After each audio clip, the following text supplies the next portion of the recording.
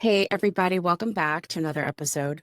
I am very excited because, as you know, this season we've mixed things up a little bit and I have two co hosts. So, this week I want to introduce you to Rachel. She is an amazing human. We had a conversation right off the bat, and I was like, oh, yes. Oh, yes. Because, as you also know, I enjoy having folks on the show who not only have some shared experiences, but bring a different perspective. And her story is such a powerful one. And the work that she's doing to continue just being the amazing human that she is so inspiring. And I'm super glad for you to meet her. So, hey, Rachel. Hey, thank you so much for that great introduction. Really heartwarming. Thank you. Yeah, thank you. I'm so glad that you're spending time with us and sharing your insights and so on. So, why don't you tell folks a little bit about yourself? Sure. Again, my name is Rachel. I am a Black biracial person. So my mother is Black and Indigenous, and my father's family immigrated here from Hungary. But I present as racially ambiguous. And so that has made for a very interesting journey through racialized spaces, right? We know that race is a social construct, and the ways that we have constructed meaning around race are very intentional for certain populations and for the advancement of some groups and the marginalization of others. I was raised mixed. My parents are very clear to say, you are biracial. You are not one or the other. You may not claim one or the other. There's a rooted in this idea of my biracialness, even down to like the dolls that I had. I never had any like Black baby dolls, and I never had any really white reading baby dolls. They were always these ones that probably were coded as like Latinx dolls, but my Mm. parents like, oh, these look like they're mixed dolls. I remember my mother telling me a story. I have this Cabbage Patch. Do you remember Cabbage Patch? Oh, yes, I had two. One was Michael and one was Sarah. Mhm. Oh, mine is Benjamin. And he still lives with me. He is in my go bag. So if like things go left in my house, he's in there. And my mother waited in line down at the Kmart for like hours so that she could get me this one that looked like me. Rachel, And stop, because girl, you telling people all kinds of how old we are. I'm aging myself. Talking about we got Cabbage Patch, and I was excited about talking about Kmart. Some people are listening to the show like, "What's Kmart?" Yes, blue. Kmart is now where Spirit Halloween lives. Yeah, literally, or Planet Fitness. Or They made Planet Fitness. They made a Planet Fitness for Right. the what in our Kmart.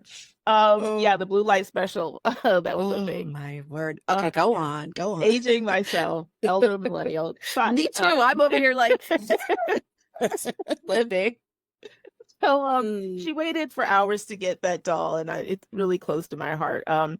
And in one respect, I appreciated that. But in the other, as I started to like read and learn more about, Black culture and all of these things, and how again race has been constructed and coded to be in a very particular way, in particular around biracial folks, right? And mm, so now I identify as a biracial Black person because I understand that I read as ambiguous, and sometimes I think that allows people to understand that I recognize the privilege I have in that sometimes, right? I know sometimes if I show up and say I'm a Black woman, some people get triggered by that for a lot of reasons that I think are understandable. And so now there is a lot of conversation in my family in particular around how I identify and who gets to own that, who gets to define it, and what does it mean if I define it in a certain way, which is keeping my therapist in business. mm, And mm. I'm like, right. I'm with you yeah, there. Mhm. and also informing the ways in which I engage with this work as a DEI professional, as someone who works with particularly folks from marginalized backgrounds. All of that is included in the ways that I show up in and participate in. Yeah. Wow. Yeah. So many thoughts. There's a lot of things that I relate to. Some folks might know not everything because I don't identify as being biracial. I identify as being a Black woman, but I very much recognize my racial ambiguity. Mhm. I say that I have a rich ethnic background or heritage, and because that's true, and because Blackness looks different in many ways. Blackness and who you are and what your identity is or how you identify can be completely different when you ask from one person to another person. Mhm. And it's really interesting. I'm in this work of DEI, workplace culture specifically. Um, I know a lot of people who are Jedi professionals and they're doing a lot of social justice work surrounding racial issues and inequalities and so on. And my work is specifically in the workplace as a business Mhm. psychologist. But it's very interesting, this journey of identity, even from the time I started the show, you know, uh, how I've ebbed and flowed and shaped and turned. And one thing that I believe to be true, which has come up not only in my research and my studies that I've conducted, but also in myself, is the fluidity of identity. That just because you might see yourself one way on one day doesn't mean that's your forever identity. Because why? Well, as you said, race in itself is a construct. It's literally something that we made. Mhm. Construct meaning constructed. We built it, right? And that we in ain't don't that's not me. But I participate in it. I participate in it whether I want to or not, because Mhm. that has been such a such an underlying part of our country Mhm. in such a weird way. And having lived in so many other places outside of the US, like why we're so obsessed with it and have to put ourselves in boxes or like you said, I'm really can't wait to dive into what you said about having conversations in your family about who gets to claim what and how. Mhm. That's not a conversation I've ever had in my family. The kids growing up when I was in school used to ask me if I was mixed. Not as nicely as that. Yeah. It's a what are you? Oh, there it is. That's the first, what are you? And among other things. But I would come home and ask my mom that. Like, the kids keep asking me if I'm mixed. Like, am I mixed? My mom would be like, you're black. And that was it. That was like the end of the story, period. So it's an interesting time right now as people are continuing to explore race and what that means. And when you hold multiple racial identities and this idea of not only fluidity within oneself, but how other people racialize you and Mhm. try to put you in these categories. And I liken it a lot to gender. I'm not a queer person. I don't claim to understand the experiences of folks who are queer, but people who identify differently with their gender than society expects them to. I feel like there's a parallel there, right? Because gender is also a social construct. Gender roles, the way we decide people need to conduct themselves, dress, look, whatever, based on the gender assigned to them. And that can change. It's fluid. And how we choose to express ourselves might be different from one person who identifies as a woman to another person who identifies as a woman. Why can't the same be true for how we identify racially? So I just think it's so interesting how caught up we get into our little boxes. Like it's like a security blanket. We can't let go. Mhm. And even if we want to, it's a struggle and it's scary to let go. So yeah, I'm fascinated, Rachel. Please tell us. I got to know more about the who claims what and the family discussions. Yeah, I mean, it's such a tricky dynamic because I'm very close to my family. I could ride my bike to my parents' house. That's how close we are, and that proximity is not by accident, right? And so we're very close, a close-knit family. I have a younger brother, and it's my parents. But I am very different from them in that they all lean right-leaning politically, and I am very left-leaning politically. We have a lot of different ideas about religion. My mother's father was a Baptist minister. And so we were raised Southern Baptist Christian, Pentecostal, if you know anything about that, speaking in tongues and falling out in prayer, Yes. all of that. And so that really constructs meaning for them in a lot of ways. So there's this very distinct binary with the way they think about everything. So when you're talking about gender, for example, it is man or woman, male or female, and that's it. We got into a discussion the other day because I am a woman of a certain age. I already told y'all a little bit earlier that, I'm an elder millennial. I don't have a partner. I don't want one presently. I am consciously uncoupled. I am one of them cat ladies that the people are mad at. I have two cats and two dogs. And they don't cause me the problem that having a partner has in the past. And that's a conversation for another day. But family member asked me, since you have not been, with a person for a while, will you think that would like turn you gay? And I'm like, well, you Oh, can't turn interesting. can't turn to the gay. That is something that Did people you are say turn to the gay? You you can't can turn to the gay. you don't just wait. You can't. And I literally said to her, I was like, I will pray to Jesus Hakeem Christ on a nightly basis to make me queer, because Sweetie, I how cute. but that is not how this works. And I Right, explained that this is how folks are born. You don't just wake up and make right. that decision. And then there was this whole conversation about I don't agree with lifestyle. And I'm like, that is like saying you don't agree that some people prefer Popeyes over KFC. It Mm. is not a choice. It is the way people live. And I am not going to reduce people's like who people are to a choice I am making because, for lack of a better term, these men are raggedy, right? Like, I am not going to say that, like, I am now going to change my entire identity as a heterosexual person and diminish the experiences of, queer folks and what they go through because of how they are born. And so, but they think you can just like wake up and be like, you know what, today I am this thing. Um, are there people that may have done that? Perhaps. I don't know. I can't speak to their experience. I can speak to my own. And so, these are the types of conversations that we have. So one day we were talking about the work that I do, which is always a struggle because they don't believe in DEI work. They believe, that DEI stands for didn't earn it, right? They believe that Ooh. this is like affirmative action harms, you know, white folks when actually affirmative action benefited white women over any other demographic group, right? Research does not, it doesn't inform their decision making. But as a professional and as somebody who does academic studies and research and all these things, it informs mine. And so we were having a conversation about the work, and I said something as Black people, we, and my mother, who again is a Black woman, she said, you don't get to say you're Black. You're not Oh, Black.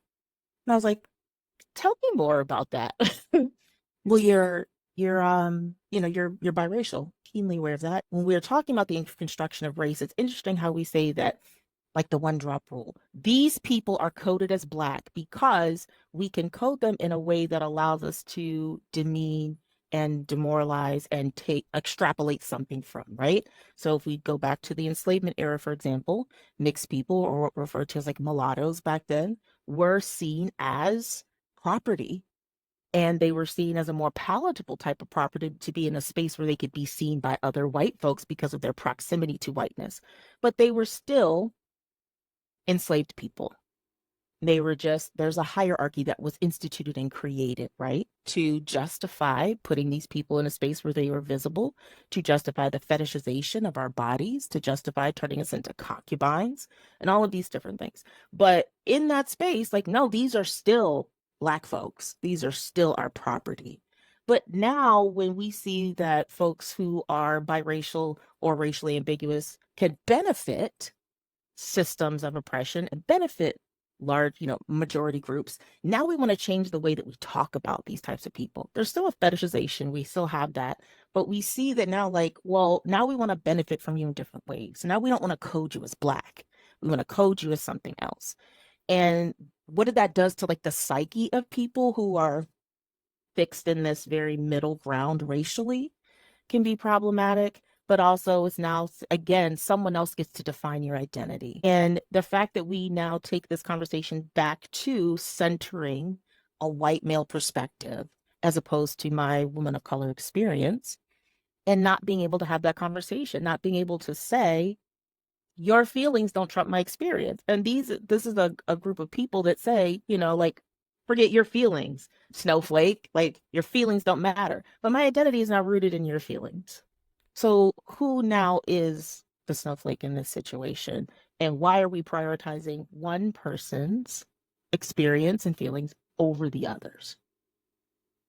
yeah, how interesting. You tell me what you think about this, but what happens if I do identify, lean more into my multi-ethnic heritage rather than just saying I'm a Black woman. That's scary because then I feel like, am I denying my my family? And I thought to myself, if I start to identify a little bit differently, does that make me less Black?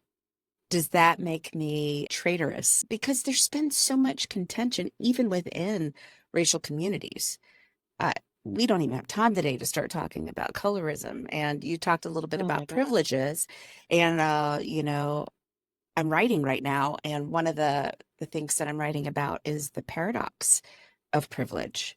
Mm, I think I said this a little bit.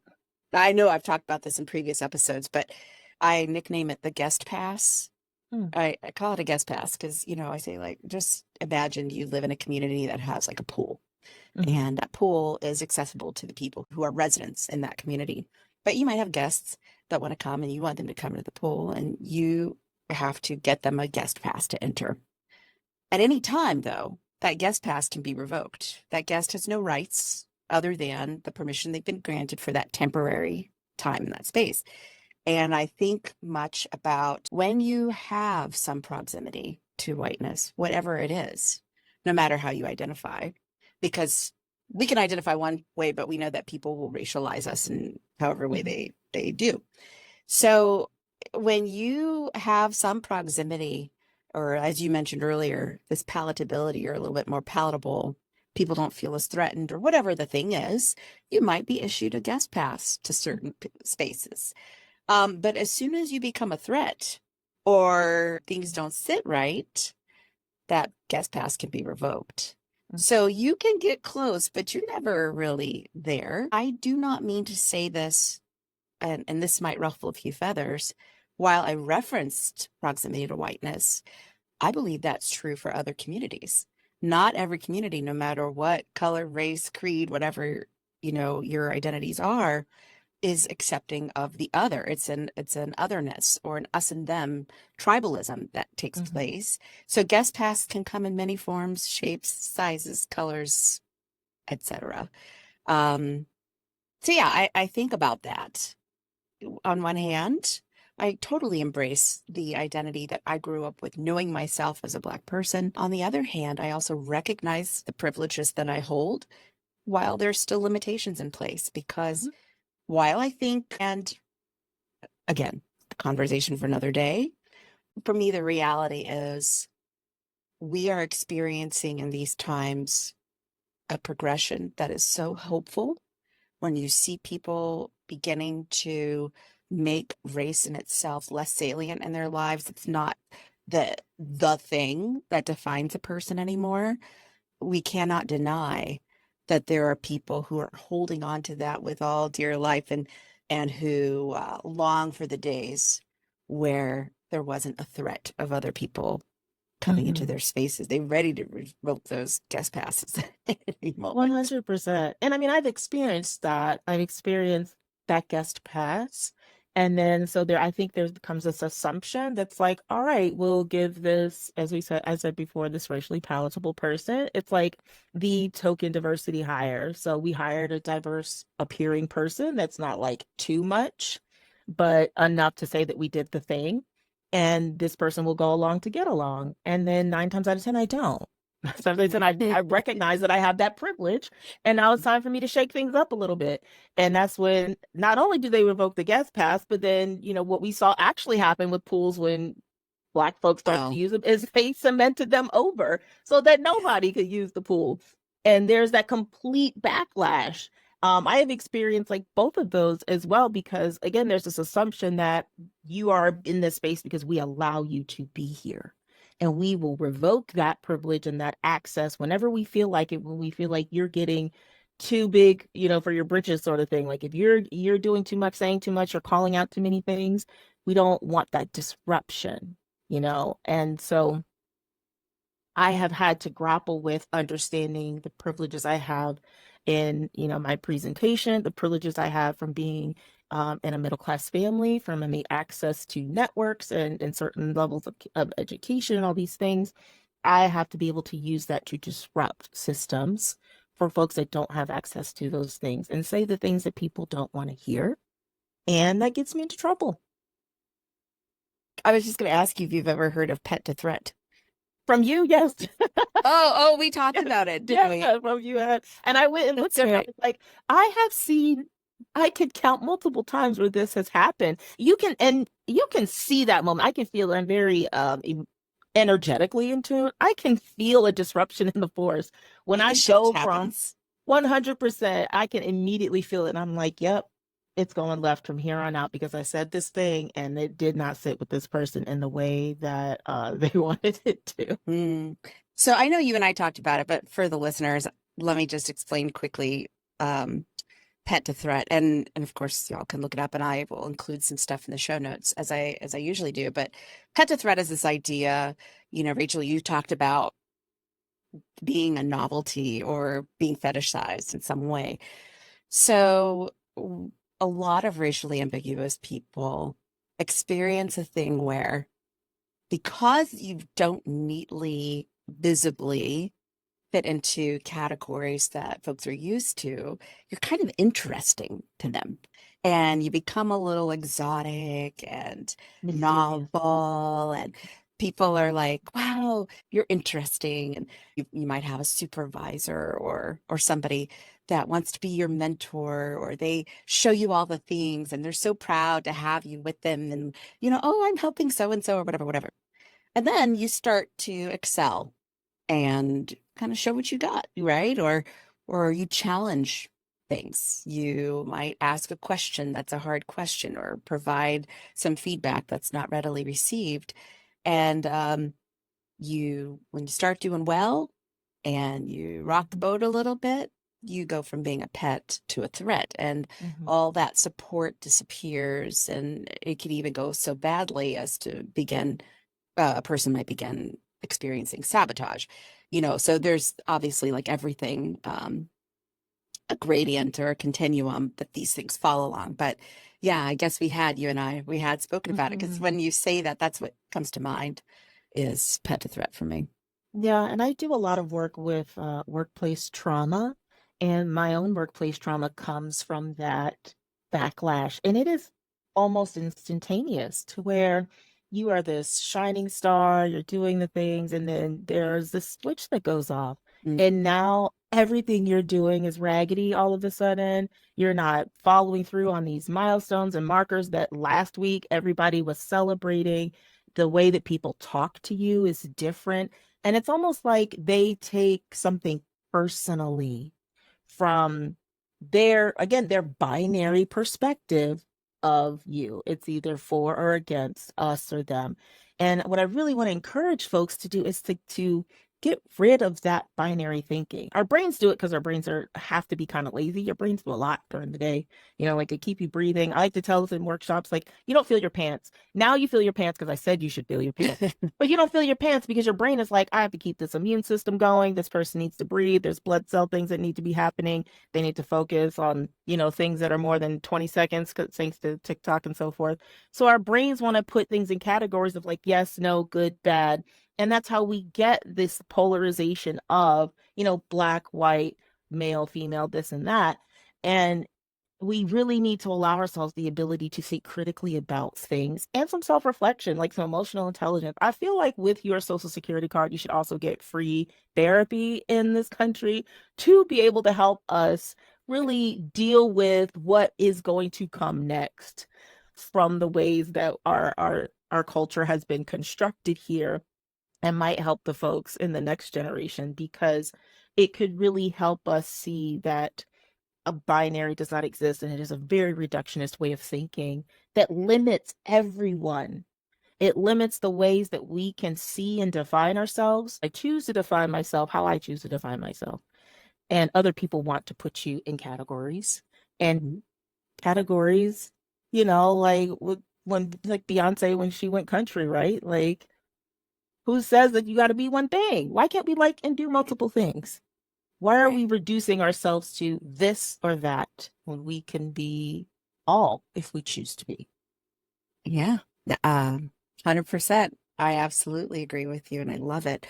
Um, what's interesting? I don't know if this is a bit of a shift in our conversation, but I'd love to ask your opinion on it. I'm building on a study that I did a few years ago where I wanted to understand the experiences of Black multiracial women. Um, just because there's already a lot of research about all the ceilings, the glass ceiling, the Mhm. bamboo ceiling, the concrete ceiling, right? But there aren't experiences about people who are mixed race, specifically in workplace settings. So I wanted to do that, and that's what I did. And this most recent project expands on that. And people identify, you can be mixed in so many different ways, just like you can be Black in so many ways, like you can be Asian in so many ways, like whatever, whatever. Um, there is Professor Richard Alba, and he is pushing back on reports based on the US Census reporting between, we get our every 10 years, there's the census data collection. And between 2010 and 2020, which was our most recent one, there was a 276% increase in people who identify as multiracial. Now, data is data and how it's analyzed and so on, sliced and diced.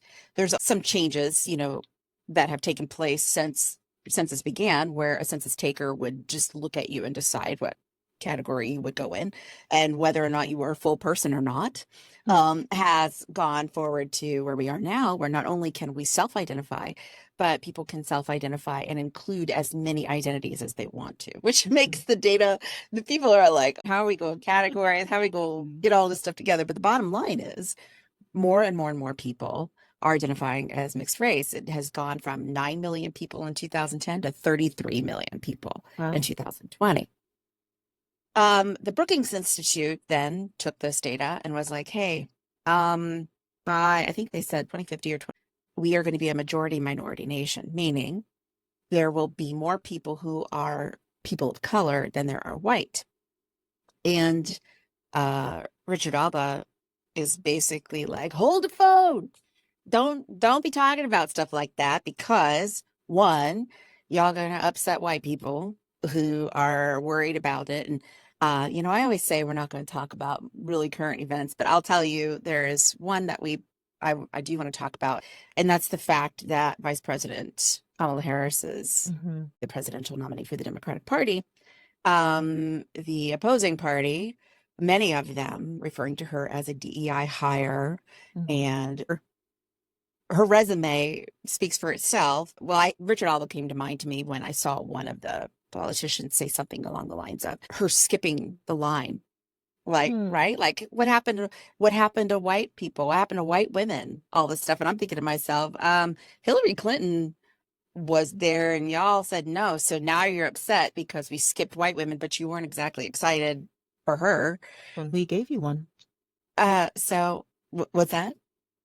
But it's the idea that there's a line. Anyway, what line? Like, what are we talking about skipping a line? What line? Look, the whole thing. There is another scholar, Eduardo Bonilla Silva, Mhm. who did research some years ago, but continues to write. I just got the sixth edition of his book, which I now have two books I by think I him, have but the this, third edition. woo, it's Racism Without Racist, y'all. Mhm. And he talks about the social hierarchy, right? So Mhm. Alba says we should not tell folks or characterize the shift in the way the racial demographic is going to say that we will be a majority minority nation because people who are mixed race with whiteness shouldn't just default to the old one drop rule because it was problematic. Mhm. Yes, I agree that the one drop rule was problematic, but like many things culturally, there can also become an embrace with some of the things. Think about the word queer. That was an insult. And then the queer community embraced it, and it's their description. One drop rule, there's pride in the way people identify a lot of the times. So if that's the way if people want to embrace their blackness, just as Kamala Harris does, um, despite acknowledging, yes, my mother was South Asian, but, yes, my father's from Jamaica, but I'm a black woman, period. Mhm. we should not be telling people how they should and shouldn't identify, which aspects of their race that they hold to, they should and should not hold to, going back to what you talked about with your family. So I have a little bit of problem with Mr. Alba's take on this because he basically says people with white heritage should not be considered people of color, even if their racial makeup includes identities that are, quote, of color, because Mm. that makes he thinks that it inflates the number of people who identify as non-white. And again, I don't know Dr. Alba, but I have a number of thoughts about that. And forgive me if these don't connect. But firstly, again, it prioritizes the feelings of a majority group over the identity of marginalized folks and tells people don't identify this way because it's going to scare the white folk. Mm-hmm. And we know that when that happens, it often results in some sort of violence against marginalized folks. That's why we have folks talking about the great replacement theory, that Mm-hmm. we are going to be replaced and it's very scary. So it also makes me think about the idea of becoming white. And so the census data you mentioned, how Asian folks are starting to be looped in with Caucasian folks as part of census data, and who gets to like become white. So we see that, for example, folks who immigrated here from like Ireland and Poland Oh were yeah, yeah, for not sure. seen favorably by white folks who had already been here, but then became white once we start to see that all these millions of enslaved people that we brought over are now impacting our numbers and Yep. things that have to do with politics. Now we need more people to be white to increase our numbers.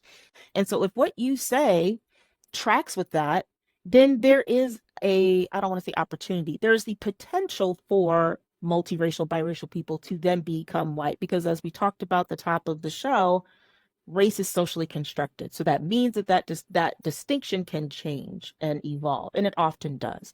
And so if we're going with this replacement theory, and then we're saying, okay, the minority or marginalized folks are outnumbering us, who can we get to become white to change our numbers? Yes, all those things that you mentioned, he actually talks about. So he says, classifying mixed individuals in multiple categories will help Americans see that the apparently steep decline in the white population is partly and ironically a consequence of whites mixing in families with minority partners. Okay, common sense. We know that that's what's happening.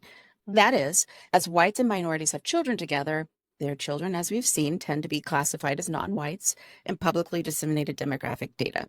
One drop rule. Got it. Mm-hmm. The more whites mix, the more children there will be who are categorized outside the white group. Yes, got it. Mm-hmm. Here's the part. That sucks. There is something perverse about a demographic data system that converts some whites, that's an apostrophe, like a possessive, some whites' willingness to cross major ethno-racial boundaries in choosing a partner into data that alarm other whites about minorities becoming a population majority. Surely we can do better than this. There's something perverse about a demographic data system that converts some whites' willingness to cross major ethno-racial boundaries in choosing a partner into Mm. data that alarm other whites about minorities becoming a population majority. Okay. Oh, Really? you said it. Girl, we were sitting, I won't tell, we were in public. My husband was conducting some business and I was just along for the ride. So I had my book because I am a nerd and I always have a book. So he was like talking there at the desk, and I'm reading this and I slammed this book down and looked up and he and the other man were just like, yes. And I was like, continue on with your business. There are two words that stood out to me that incensed me.